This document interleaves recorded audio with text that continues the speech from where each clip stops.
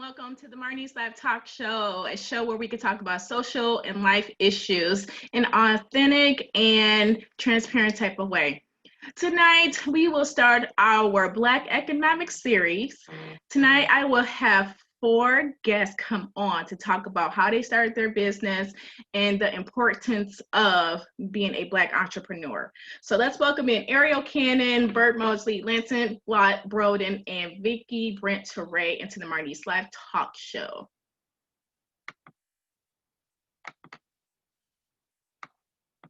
Black Economic Series.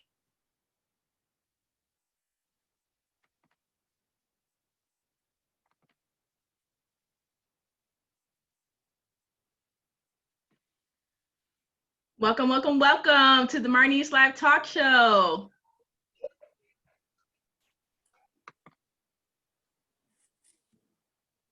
All right.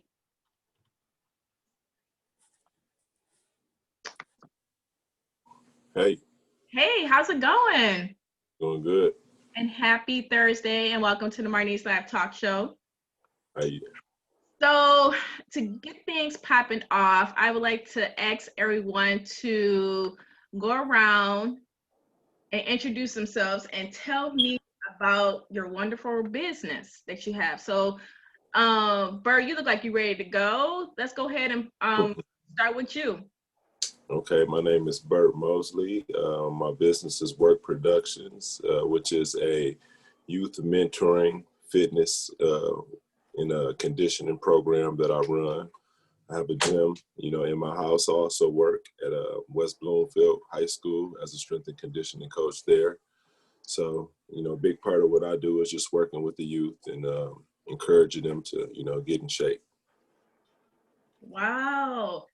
Yeah, I have heard awesome things about you, Bert, by way of, the kids at the school district. My daughter is actually in that school district. So, and plus, you have been a basketball player for quite a long time, right? Yes. So what made you? Well, I was a player. I'm just a coach now. Oh, well, yeah, we're not going to talk about your past basketball, history, but I just know you're a very good player because, from where we're from, it doesn't really matter. But, I still love you anyway, Bert, because we from the Pontiac town, right? Represent. And you're doing some awesome things with the kids. So I'm going to probably say my little snide jokes about that other school on the other side of town. But, this is the Marnese Live Talk Show. It's all good. It's all good. All right. So, Lance, you look like you're ready to go, my fellow EMU brother. Tell me about your business. Oh, yes. I'm Lancelot Broaden, for those who don't know. I'm the founder of Lancelot'z.com, my own personal business where I sell clothes. I actually have one of the latest t-shirts on, a little Black Lives Matter shirt Okay. with the logo here. But I actually made that out of necessity because in my area, people weren't able to buy those t-shirts. So I wasn't really trying to capitalize off of anything like that, but I made it available. So. But I started this business early this year in 2020. So I'm sure you're going to get into that later. So I'm not going to. Oh yeah, of course. So I wonder, I like to switch things up. I'm always like making sure that ladies go first, but I wanted to switch it up tonight. So I'm gonna bring it to my soar, Miss Vickie. Could you tell us about, you have multiple businesses, right? And different things that you're doing and projects. We would love to hear about it. I do. I have multiple business ventures. I am a teacher by profession, but I came out of the classroom 6 years ago with 20 plus years experience. And once I came out, I published my own, or started my own publishing company, which came from me writing my own book. So I have a publishing company. That spun me into events. So that's where VB Touray Events LLC comes from, because that's where Jacktown Poets comes from, and the Evolutionary She comes from, and the Touray Tours, African Tours comes from. And on the other side of that, I also run our family business with my husband. So I also run Touray Family Enterprises with my husband. And that's really awesome to hear home folks talk about their business, especially you, Bert, and you, Vickie, especially giving back to the Pontiac community. And Lance, to go back to you before we bring Aryale in, where could someone purchase a t-shirt, just real quick? www.lancelotz.com. It's Lancelot'z.com. Okay. So will you have a shop sooner or later, or you just prefer online shopping right now?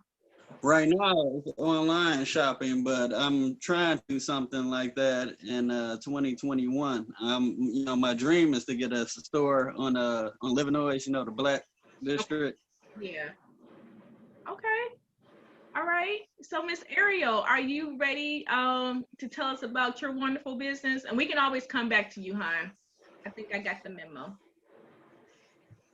All right. So when Aryale comes back, we'll talk a little bit more about her business ventures, because she is a young entrepreneur doing her thing. And so when she come back on, we would definitely talk about it. So what does you all are Black, right? We all identify as Black, right? Not me. No. Okay, so I'm kidding. Explain.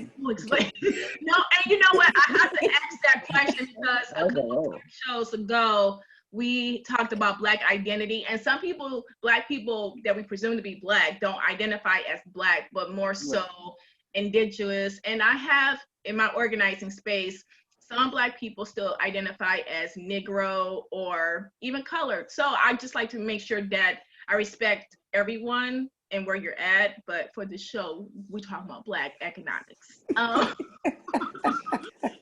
I'm back, guys. I was having connectivity issues, so I was like freaking out for like a minute. It's okay. I had to get my dad in here. I'm like, Dad, I don't know what's going on. It was working and then it wasn't. So okay, I'm back. Before we go back to the Black conversation, Aryale, tell us, breathe. Breathe. I can't get in here now. Okay. Tell us about your business. Okay, so my business is I make jewelry out of crystals. So just like the earrings I got on right now and this necklace, I make stuff like this. So it's all, every piece I make is one of a kind. I kind of just do it whenever I feel like creating, really. So yeah, then I just put it on Etsy. So what made you start this? I've always been really creative. So like I've always been, I don't know, drawn to just making things. So even jewelry, I used to get like jewelry kits on Christmas and stuff like that. So I don't know, it was something I had a class in high school where we focused on jewelry making for a little bit. So I just kind of took to it. Okay. So just to go back, so now that you all are in business, and Vickie, you've been in business for a while, what does Black support look like? How do Black people support each other in regards to starting our business, when we're in business? What would that look like to you? How would you like to receive support from Black people in general first? Me personally, of course, coming into the storefront, you know, or online, dollars, of course, is the main thing. We're all here for dollars, right? So bring me your money. It makes me feel good, you know, like anybody else who's in business. However, everybody does not always, well, everyone does not always have liquid cash, right? And they're not always able to support you like that. But there are other ways to support. One simple way that I don't think we understand is simply sharing information on social media, right? I don't think people realize how important that is, right? Because we move according to, you know, it's digital referral. That's what it is. So when people start sharing your stuff or helping to pass artifacts, and when I say artifacts, I mean, if people come into my store, you know, we also make, my girls and I make a product that's turning into a line called Brown Sugar Babies, right? So Brown Sugar Babies started out as a shea souffle, right? With 1 or 2 cents. And now we have about 13, 14 cents. And we're adding a beard oil system, and we're adding a lip gloss system. So it's, you know, it's flourished into something since 2013, right? But I tell, when people come into the store to get it, or they order it, or I bring it to them, whatever it is, and they're willing to take a picture with it, right? That's a great artifact, right? So if I have something I can just keep sharing across social media, that is a wonderful way to support the business. I had a sister to call me a couple nights ago. She's and a lot of events I do, she talks to me, but she doesn't come to a lot. But she doesn't have a lot of ready cash. But she said to me when she called me a couple of nights ago, she said, listen, you know, I don't always have a lot of money because I have a lot to do. She said, but I know what you're doing with the Black Dollar Power Market. And I know somebody who has a internet show that's pretty good, but he has pretty substantial following. She said, can I hook you up with him? And then maybe you can go on his show, and that'll be a way for me to do what I couldn't do financially. That is what I'm talking about, right? Because she did, you know, she called him, he called me, we talked, and we had a wonderful opportunity to sit down and talk to him and his community. So things like that, digital referrals through social media, and tell people, you know, word of mouth referral is wonderful. Tell people. Here's the other thing. If somebody gives you something on social media, like it. Don't just sit and look at it and keep moving. You know, I remember when I first started making videos, and there are videos where I would see 1,200 views and 3 likes, right?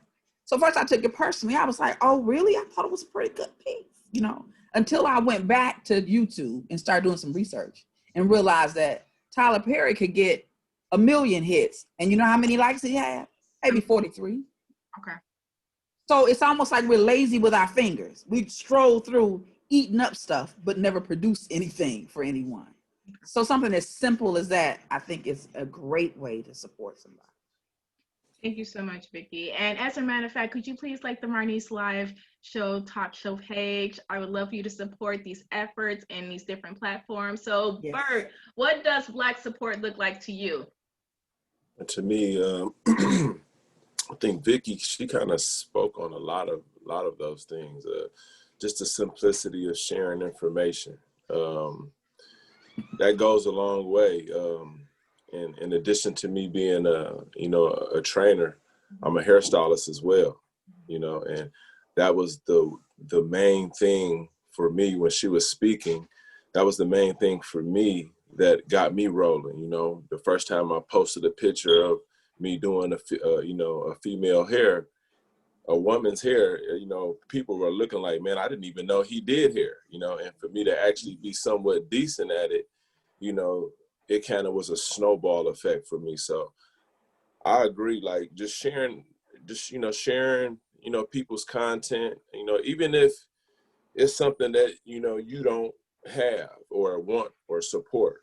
I wouldn't even say support, or something that you're not interested in. Like somebody on your timeline might be interested in it. You know what I mean? And just a way to get that out, I think that's kind of, you know, kind of cool. I mean, that's basically it, because she was saying everything that I was thinking as far as just, you know, just support. I would add to this though, sharing, like when I say sharing information, I'm talking about, I've been in a room with people and I've been, you know, speaking about my business or business ventures or things that I was into. And I come later to find out that some of these people had resources and information that they could have shared with me, but they didn't, you know, and it was what it seemed as if it seemed like it's a thing to where people don't want to help you because they fear you might be doing better than them, you know. And I just think that's a toxic way of thinking. You know, for me, I just love to share information. I love to see people doing good, you know, in any way, shape, and possible. It's just, you know, when you create a community of people that you can come together with, you can share information, you know, I just think, you know, your possibilities are, you know, kind of unlimited, you know. So you know, you just really brought up a key point, especially I noticed that a lot in the Black community. I understand that we're all in competition for, you know, money and recognition. Why do you think, what's the root of that, when people don't want to kind of put you on game on how to like better your business, or even just simply like the business? Because you may do hair, but someone else may do hair, and we can all just kind of create a community of doing hair. So why is it that we're rooted in always not providing that support? I mean, in regards to just not providing the resources to lift each other up. As far as rooted, I'm gonna touch on it. I want other people to touch on it too. Y'all don't want to talk too much, but I'll just say I think that's deep. That's generational. That comes from way back in slavery, in my opinion, just through, you know, research I've done, just how Black people act naturally towards each other. You know, it's kind of sad, you know.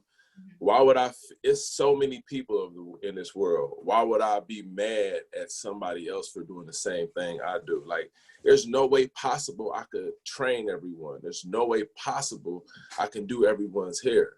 But what I have recognized and noticed, that people are into me for what I offer. Right. And I understand that I'm not for everybody. Right. You know what I mean? And I just think if everybody understood that, hey, I can't take it so personal that somebody don't like my product or service. I'm not for everybody. Right. What I need to do is focus on marketing myself to the people who are for me. And that's what worked for me in that aspect, and just connecting with people who thought like that, because a lot of people don't think like that. A lot of people think selfishly, like, oh, I got to get mad, I'm chasing $1.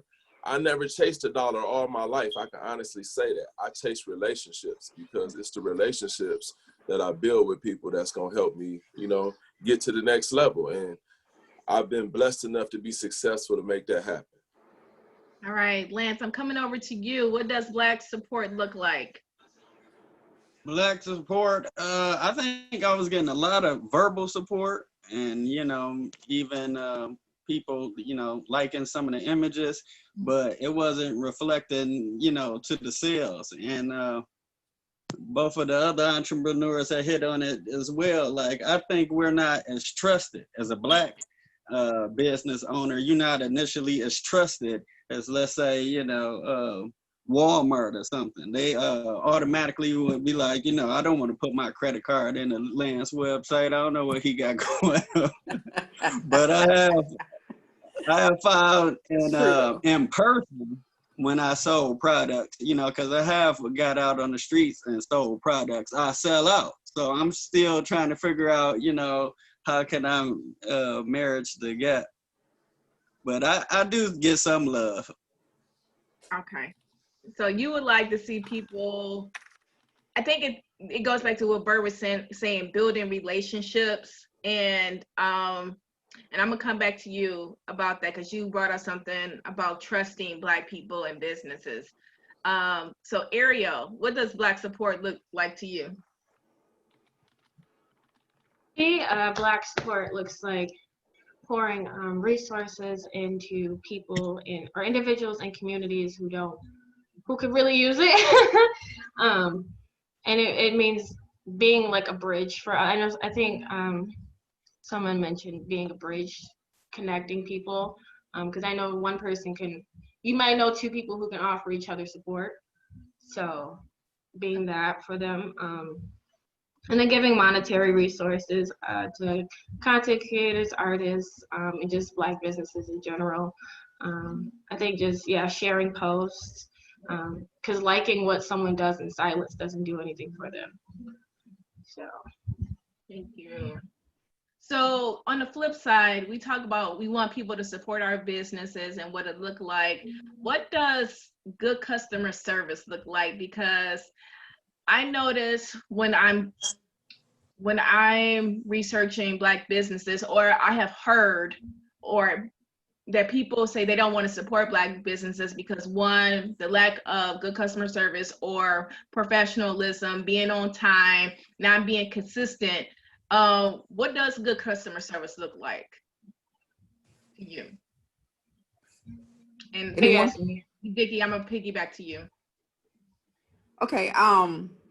First, I do think that, I'm gonna tell you what it looks like, but I also think that I think the Black community has to be aware that for the most part in our country, the majority of business owners have not been doing this for long, right?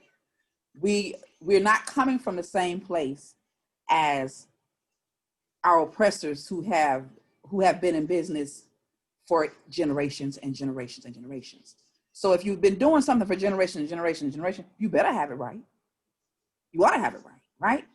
But if I am just getting on, and I think we have to have some mercy, right? If I just learned how to ride my bike last year, every now and then I may fall off, right? Or I may still turn the handlebars too far to the right sometimes, which will make me buckle, and it won't, and I won't go as straight as I want to. So I think that we have to first, as a community, have some grace and mercy for people. And I want to add to that by saying some of the same people, it's very easy to sit on the sideline and call the games at the ball. Make all the calls at the ball game because you ain't doing nothing, right? So it's easy to do that. It's easy to like, you should have, why did you throw it in? You didn't get it. What's wrong with you? No, what's wrong with you? What's wrong with you? I'm juggling all that I can to make this happen, right? So I do think the Black community needs to have some grace and mercy because for one, they want grace and mercy, right? Okay, now on the flip side, as a business owner, I think that Mr. Bert said something very important, and that is, I think it's really all about relationship. Because we have not had a lot of practice, some of us, at best practices for business, then our strong point ought to be relationship. Because Black people are relational people, period, right? That's where we come from. If we're not being relational, and if we're not fellowshipping with each other, it's because we picked that mess up from somewhere else. Because that's not who we are. Innately, we are relational people, right? So somebody gave an example in the interview I did a couple nights ago, and he said that, which I thought was right on time. He said that he went to a Black restaurant, and he got there, and he said the person opened the door and said, "We close at 8, and you late." And he said, it's like 7:45, and he said, "Well, the sign says 8 o'clock though." "I know, but we closing." So they went back a few times and he said, "Well, can I come in? I'm trying to." So he said, the guy was like, "All right, come on in. He said, he went in and he was like, "Just come on in, I'll lock the door." He came in, he sat down, and the guy said, we'll get your dinner. It'll be done. Just give him about 15 minutes. He said, "Then turn the lights off on him." So he's sitting in the darkness. Wait, He's in the darkness waiting on this plate, right? So he said after 20 minutes, he says, he goes up to the counter, he says, did y'all forget about me? He said, this guy says, oh yeah, I showed it. Just go to the car, we'll bring it to you. He goes to the car. He sits, he said, he waited another 5 or 10 minutes, nobody. He go back to the door, knocking on, oh yeah, come on in, it's in here. So he goes back in to get the plate. He says, he said, the plate was off the chain, because I ain't gonna lie. He said, that was good food. He said, but the customer service was horrible, right? So he said he went home and he got on Facebook, right? And he made a message, or he sent a message to the owner, and the owner apologized. So I said, did he make any accommodations for you? He said, none. He apologized, but he didn't make no accommodation. Mm-hmm. And I said, see, that's where we fall off. Because what he should have done, what I like to think I would have done in that situation as the owner is, I would have apologized and I would have said to that man, I am so sorry. If you come back on Monday, I got you. What you want? You know, what you want, I'm gonna hook you up. Real nice play, right? Mm-hmm. Because I know that if I would have done that, that would have wiped all of that away. And not only would he have come back, he would have brought some other people because the product was good. There's no doubt about that, right? So I think that all of that, though, is building a relationship. Because once I tell you, you know, I'm so sorry, you know, and I give you a plate of food and it's slamming, you're coming back because it was slapping. You're coming back. So I think relationship is the most, you know, that's the most important thing when you're talking about, you know, getting those customers. And then the other thing, to retain them, you know, for retention. But the other thing also is follow up, I think. You have to follow up. And that's part of the relationship too. But, you know, once you have a good customer, you want them to come back. So we have to have some kind of practice in place that will bring them back to us. So whether we are offering them coupons or offering them some kind of incentive to come back to us so we can be sweet again. Mm-hmm. I think that's what it's all about. So thank you so much, Vickie. You really, I like those different action steps. So Lance and Aryale, since you both have online businesses right now, what does good customer service look like to you? Aryale, you can go first, and then Lance. So for me, since my business is solely online, so what I do is I ship out necklaces and earrings and stuff. So yeah, that just looks like getting that out on time because my shipping is about 2 to 3 days. But I did have just recently, I was getting some work done on my truck and I wasn't able to make it to the post office. So I had to message the customer like, hey, I'll send it out as soon as I can. And I ended up throwing like extra things in with her shipment just to keep her coming back kind of thing. So, but that's just what I know good customer service looks like. It's like open communication with honest communication with people because it's like, hey, life happens. So, yeah, just doing the best I can to keep them coming back kind of thing, you know. So, but then I have a follow-up question, like say, you know, the post office, you know, is going through what it's going through because the code, you know, okay. And, you know, 45 and his shenanigans and all that. Say if this business was like in person, how would you adapt to a situation like that? You know, if you was trying to be a customer or they were coming to your shop or you wanted to do some, the post office is like completely shut down. How would you act in a situation like that?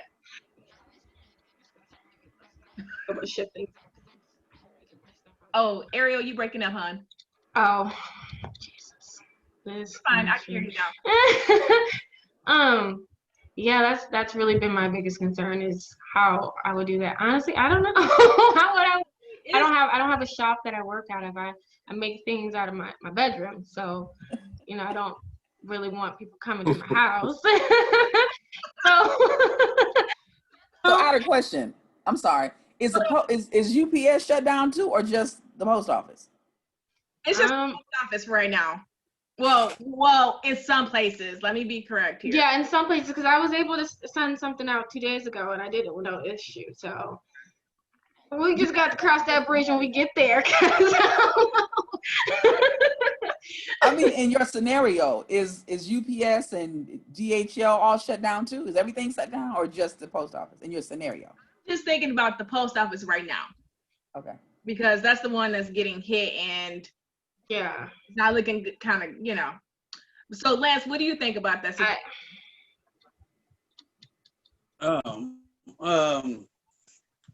Earlier I had broke up a little bit. You saying the situation about customer service, is that what you were referring to? Good customer service?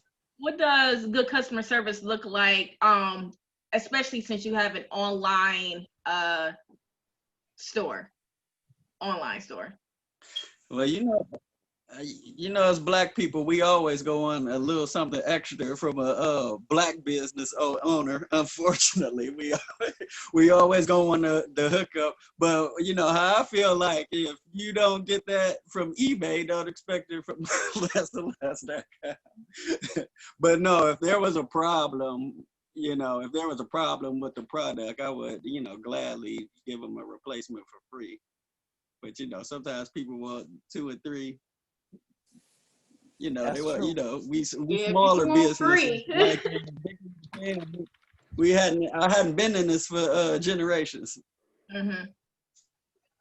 All right, so Bert, I'm coming over to you. What does good customer service look like, since you got different streams of income with doing hair and then also working out? What does that look like? Yeah, I wanted to touch on a couple of things because, as far as hair, I've been in business. I started cutting hair when I was 10 years old.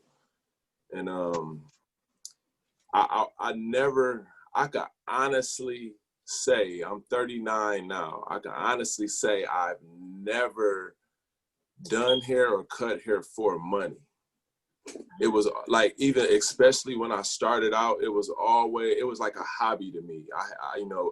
All my friends would come over. I wasn't even charging to start out, and then my grandmother, she told me, she said, you got to start charging these people. So I started charging people $2, and I'm cutting tons of people hair out of my grandmother's basement, and as time grow on, I started to understand, really didn't understand, but I understand I can make more money from it, more so than any state. I really didn't understand the business side of it because I didn't have no one to really groom me, as a young businessman. And I was just cutting hair, making money, going to school, have a pocket full of money. It was fine. But one thing that stood out to me is it was fun. And I think anything that's kind of your purpose should be fun. It should be something that's kind of like natural. You're doing it, like, because a lot of people take on business ventures and it's probably not something that they should be doing. You know what I mean? I think it's just better, like, if that's your niche and that's something that, you are outstandingly great at and it's just natural, put everything you got into it to make it the best it can be. And for me, I had a lot of practice with that at a young age. It's just I wanted to be good at cutting hair. It was more so the desire of me wanting to give good service. I wanted everybody to like my haircuts. So that was the customer service for me, was just taking pride in my service. It wasn't that I knew I would get paid if my job was good. So for me, I always focused on pleasing my customers, because if I please my customers, not only are they going to pay me, they're going to tip me and they're going to come back. You get what I'm saying? So for me, I learned that lesson through there. And to also touch on goods, to touch on good customer service. Customer service. It's just like, just that, what I was just saying. And I kind of learned that at a young age, because even with me being a trainer, when the kids come to me, I see a lot of things that they're lacking, whether it's emotional, physical deficiencies. I'm talking about this list can go, long across the board. So I try to make sure I cater to that and make sure I'm building them up so they feel good within themselves and what they're doing. You get what I'm saying? So that's just the main thing for me. Like, just like Vickie was saying, that them relationships, because if I get this relationship solid, this person is going to continuously support me no matter what, and what's the, let me see, what's the young lady name who got the online boutique? Aryale. Yeah. I just wanted to say something to you. I have some experience of selling online, And one thing I was listening to you as you were speaking, offer more than what you sell sometimes. You know, like when I first started out, I had a t-shirt business. We would throw in stickers and buttons inside of each pack. You know what I mean? That's a way of providing some customer service. People believe in you as much as you believe in yourself. You know what I mean? So that's as simple as I can put it. So how are you all navigating around COVID? Like, have you seen any difference in how you do things? Have your business, how have you had to re-strategize since COVID happened? Because Black business have really been suffering during, you know, the pandemic. And so I'm going to come back to Lance, and then I'm going to go to Vickie. Well, at the beginning of the pandemic, I had completely shut the business down because they were saying, you know, you could get COVID from just touching things, you know what I mean? And I didn't want to be personally responsible for somebody's death, you know, for a quick buck. You know, I shut the business down for a long time until, you know, more information came out, and, you know, I really just shut it down. So like then I had to boot back up and had to advertise, and you know, the excitement wasn't there as it was before, but people are shopping online now more than they were in the past. So it's a huge opportunity, and I have been seeing growth. That's cool. All right, Vickie, how has things been going with you? You know, my thing basically was events, right? That's what I was doing the most, you know, whether it was Jacktown or the Evolutionary She or other events, Kwanzaa or whatever. But of course we can't gather. So that's honestly what pushed Brown Sugar Babies up to the forefront, because we were doing that all along, but we weren't doing it at the level that we're doing it now. And we weren't expanding, you know. So now we're looking at making a total of, I think, 4 or 5 different products. So that's what boosted that product piece of it. Also, I began to do some events online. So I do some online, but you know, there's nothing like, again, we're relational people. There's nothing like touching people. You know, I want to hug your neck when I see you. You know, Right. So we haven't been able to do any of that, but that's what happened. It kind of forced me to zone in on Brown Sugar Babies, which I'm happy about that too, you know. Okay. Also, we I told you that my family does events and we have a store, so we were planning the second trip to Africa in February. So everything has been up in the air since that, because we had a team of about 10 or 15 people that wanted to go, but when they started talking COVID, everybody got super crazy, and we came back the week before they shut us down, you know. So we were ready to hit it and go again in February, but it just really, you know. But you know, we just found out last night that they are planning to open the borders again in Gambia. So February may still happen. You know, it may still happen. All right. So Aryale, how has your business picked up during COVID, since it's online shopping and a lot of people are adapting? And what could you offer people to like switch over? And anyone can chime in on this question, because I know a lot of people are just really adjusting to online shopping. What could you offer, especially people like different generations who are not really comfortable with putting their credit card still into online things, right? What could you offer people to kind of like shift their thinking, Aryale? Yeah, so for my business has kind of picked up since COVID, because my business, this isn't my main source of income. I work for American Airlines. So then with travel slowing down, my hours kind of got cut there. So I just kind of used my free time to pour more energy and more of my resources into making art. So that's what I kind of spent my quarantine time doing, is taking my business a little bit more seriously.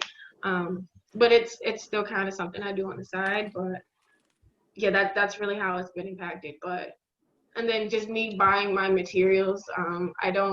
Before I was able to go do that in person, like going to the stores, but with COVID, I was like kind of a little paranoid. So I was kind of online shopping and getting a lot of my supplies and stuff online.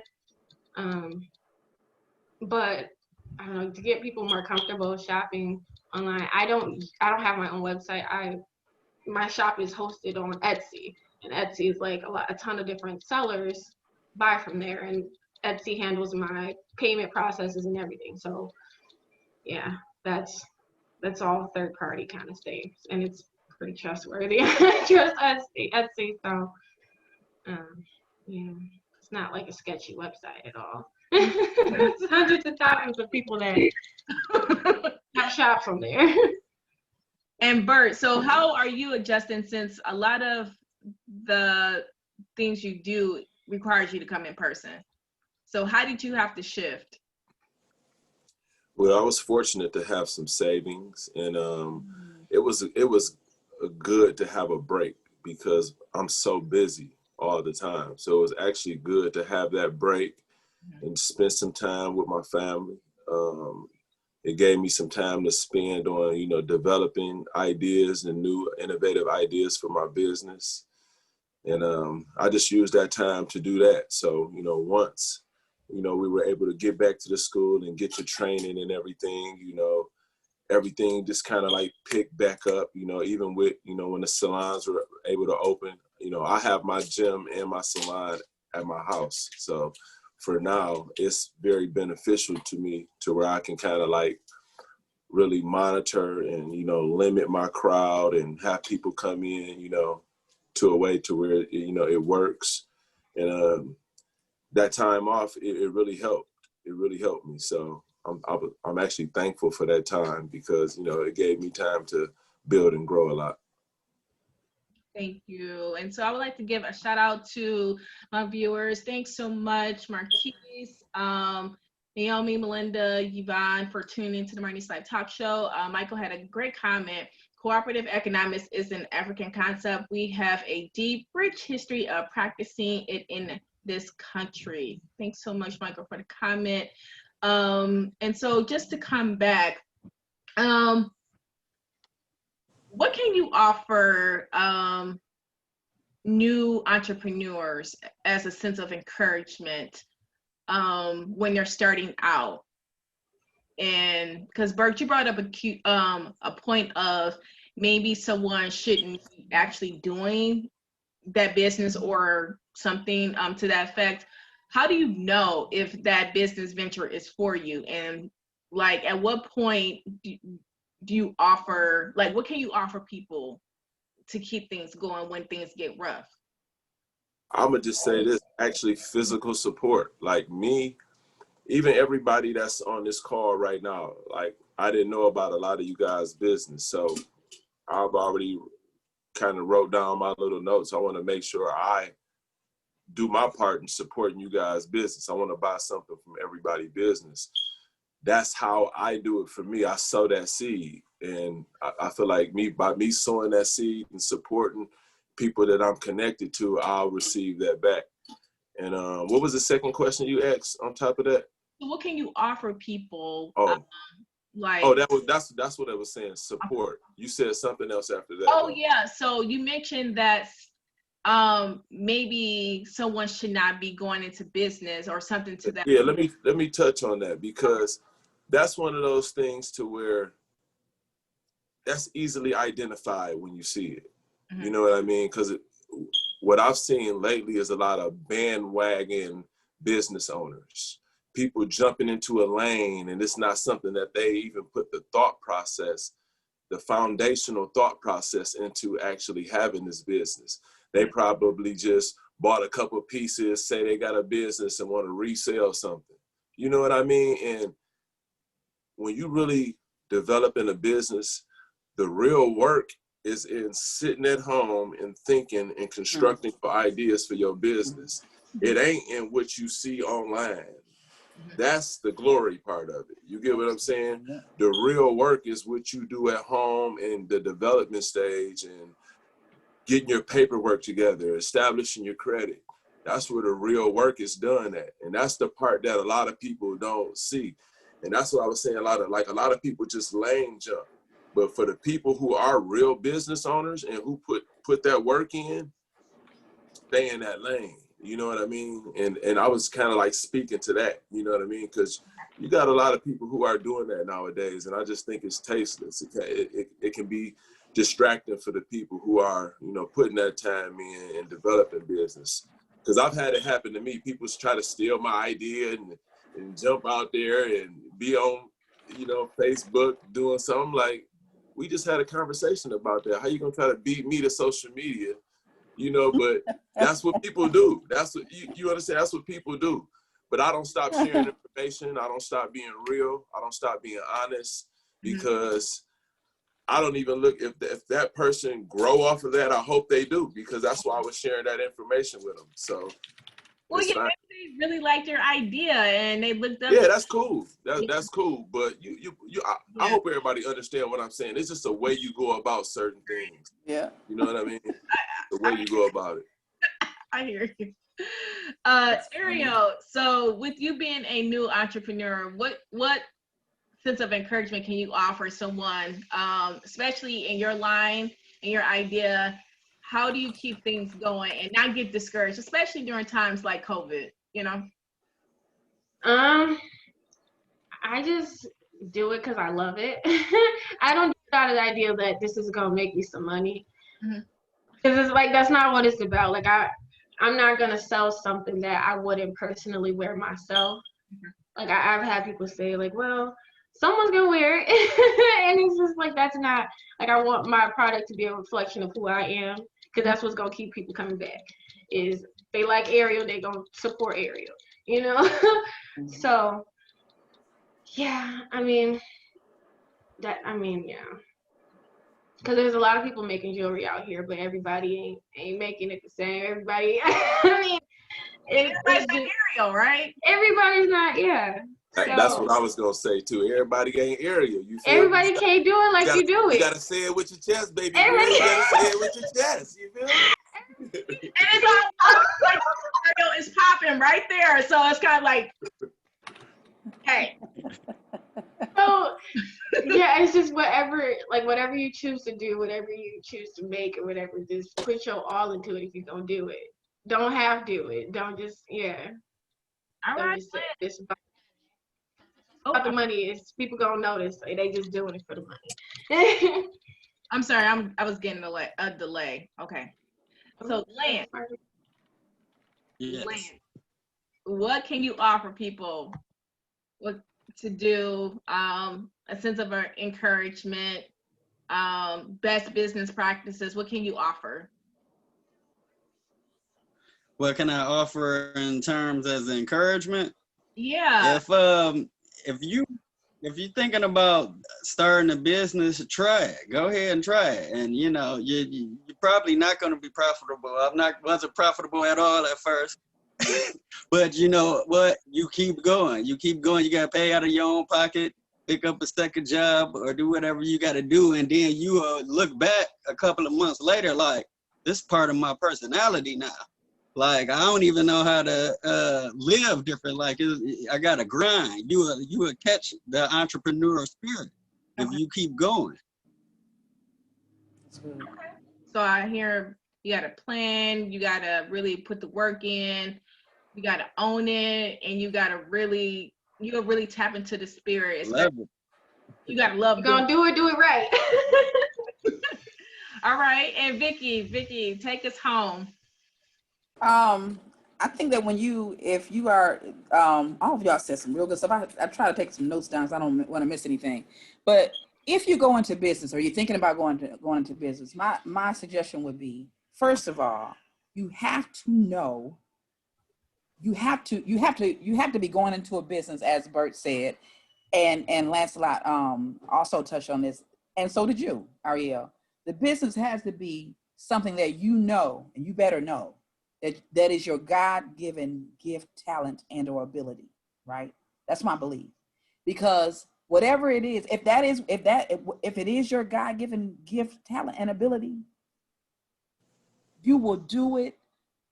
If nobody pays you a dime, you will do it for free, right? So if you're thinking about it, whatever business you go into, you better go into it because you do it for free. because many days you will do it for free. Amen. Man, I'm sorry for interrupting. I just wanted to That part.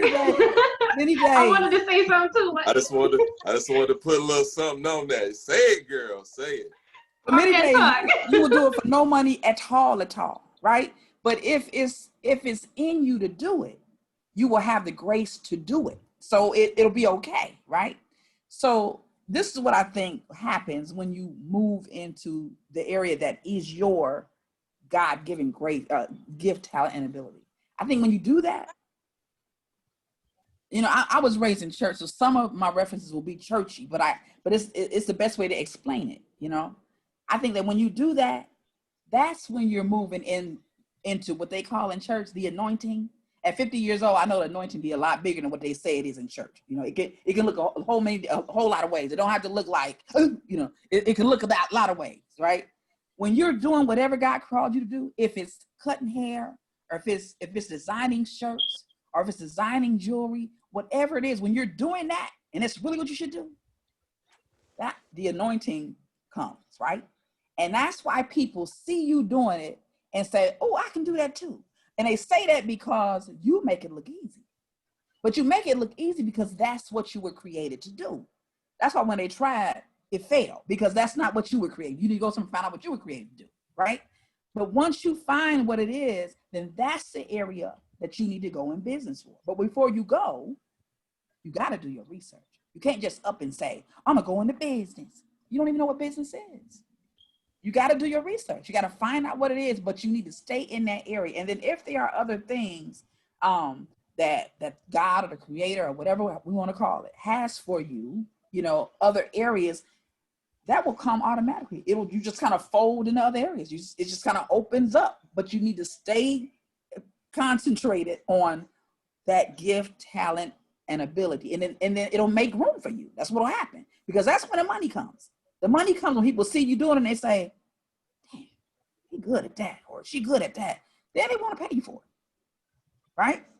So one other thing I would tell anybody that is thinking about it, especially if you are on a job and you can't afford to lose, a lot of people are in that area.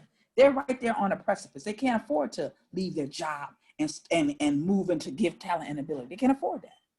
And if that's the case, then you should do a little at a time.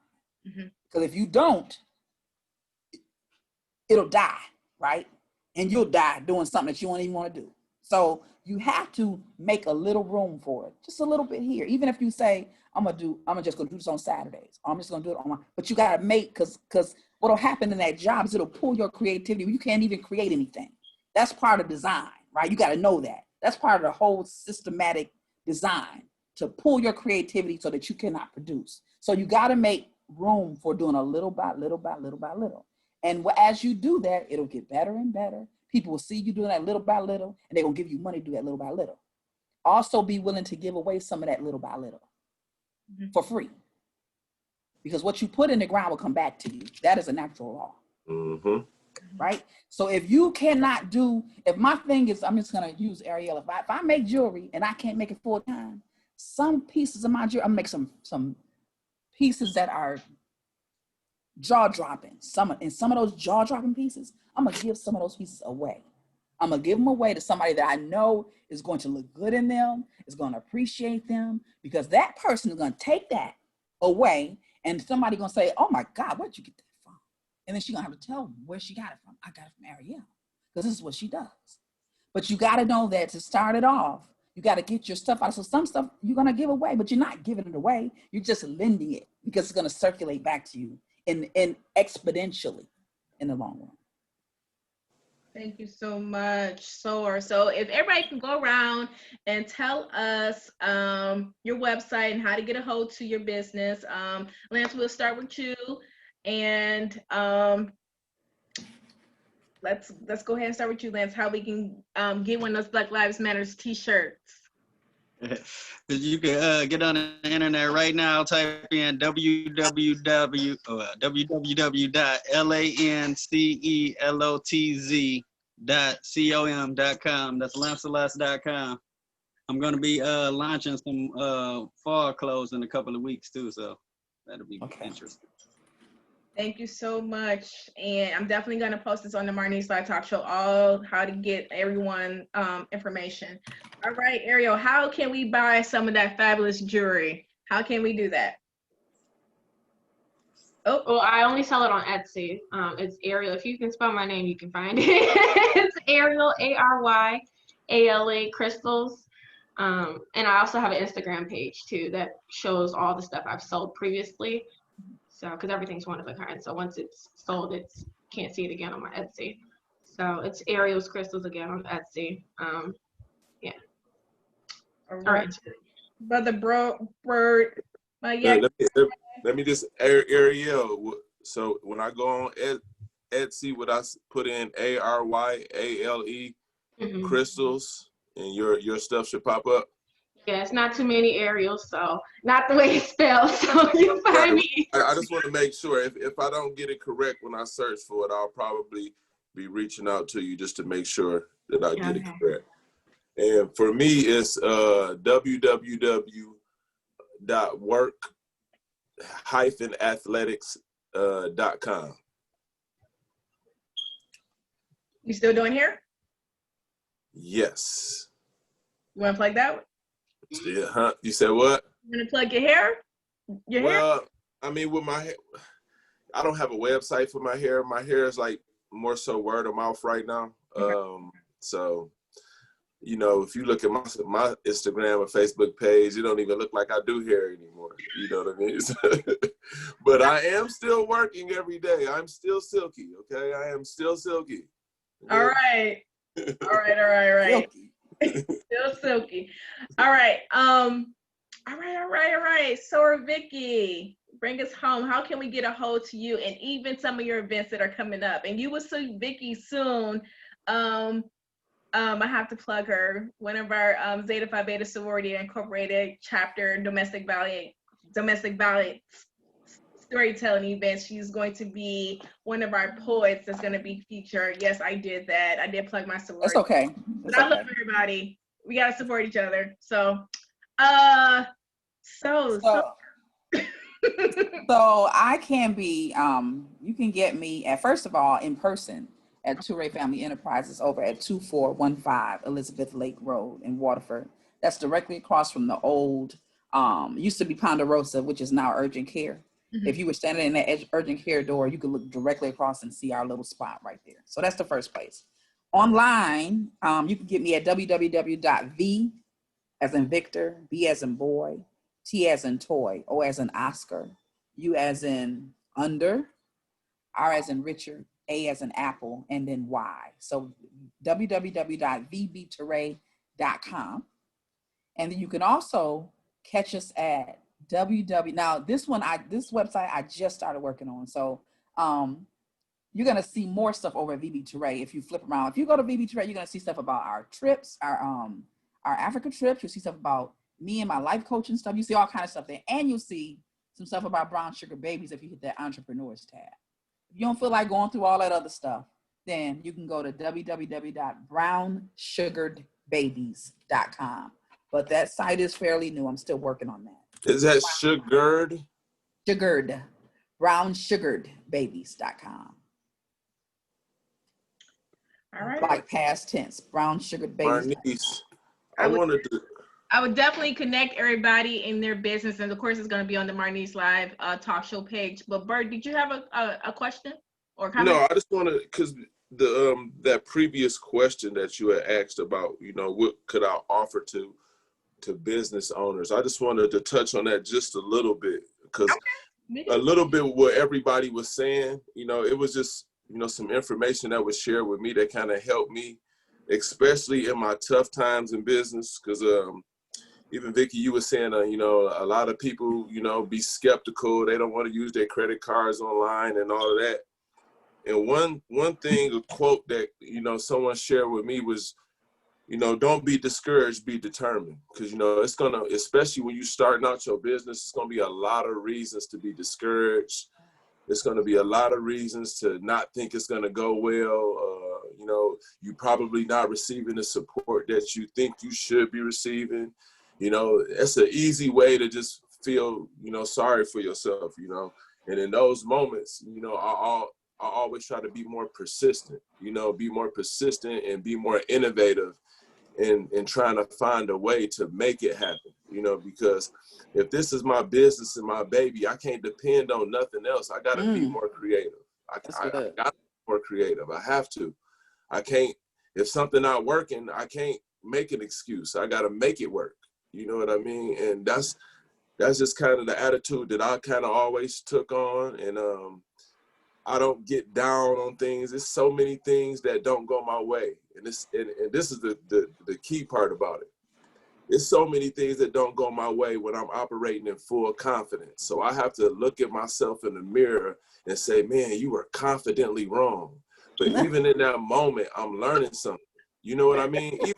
But that's a maturity step. Even in that moment, you learn something. It's like, man, I wasn't all the way wrong. Maybe if I just tweak it a little bit and do this, I could make this that thing. You know what I mean? And when I say confidently wrong, it's like, I thought this was going to really work and it didn't.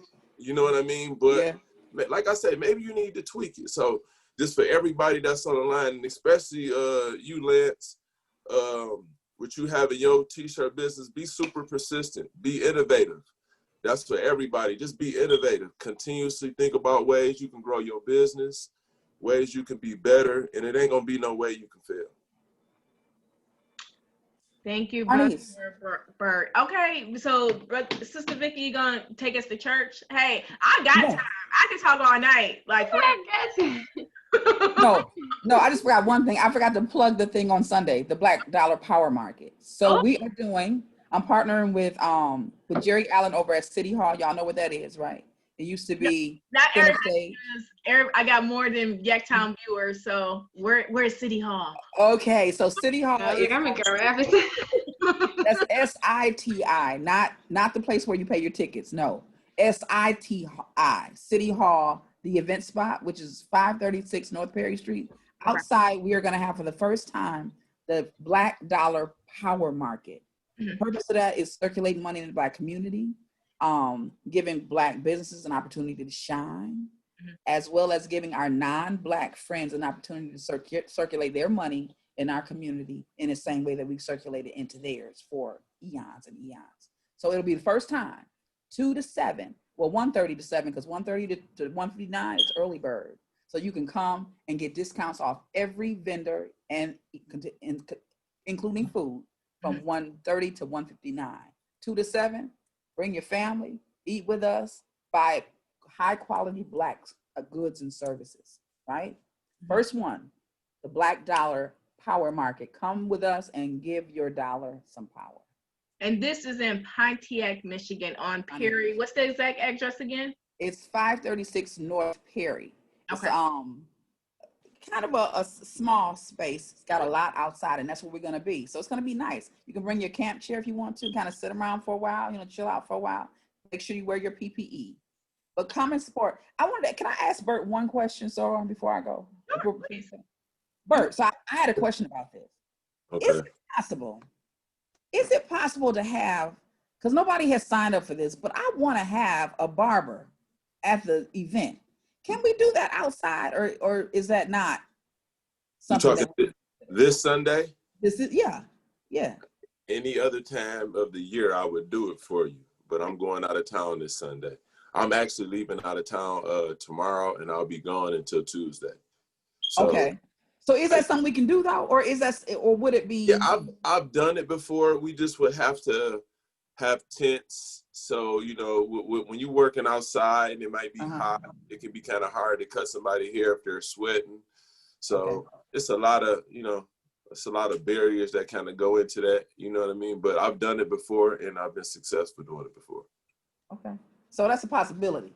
Because we've been talking about it, but I said, I don't know if we can legally do that. I just don't really know. So, okay, thank you for that. Yeah, and anytime you have an event in the future, and if you need somebody to do that, you can definitely reach out to me. I'll make time in my schedule to come out and do it for you. Thank you. I will. Thank you. All right. Well, I wanted to say, I need a haircut. I need some publishing, and I need some jewelry. All right. Well, let's get together. We're going to get you right.